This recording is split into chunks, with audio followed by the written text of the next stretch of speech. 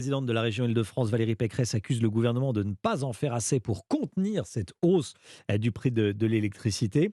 Ce matin, le ministre des Transports, Clément Beaune, répond et promet de nouvelles discussions entre la région et le gouvernement.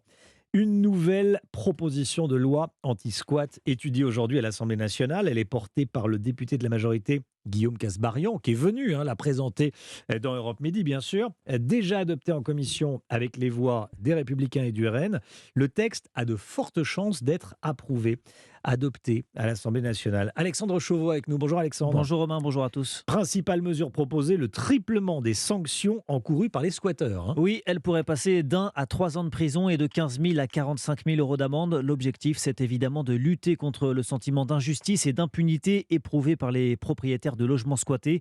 D'autres dispositions concernent également les impayés locatifs. Le texte prévoit notamment de raccourcir les délais de procédure en vue d'une expulsion. Alors les associations de droit au logement dénoncent une loi antisociale qui, je cite, criminalise les précaires. Un argument repris par une partie de la NUP, chez les Verts ou à la France Insoumise.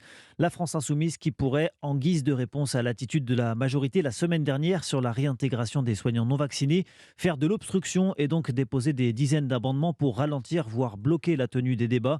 Et puis, vous l'avez dit, en commission, la proposition a été amendée puis votée par les Républicains, ce qui alimente dans les couloirs de l'Assemblée l'idée d'une alliance entre la majorité et la droite, alliance souhaitée publiquement par Emmanuel Macron le mois dernier, au moins sur les textes principaux du quinquennat. Merci beaucoup Alexandre Chauveau.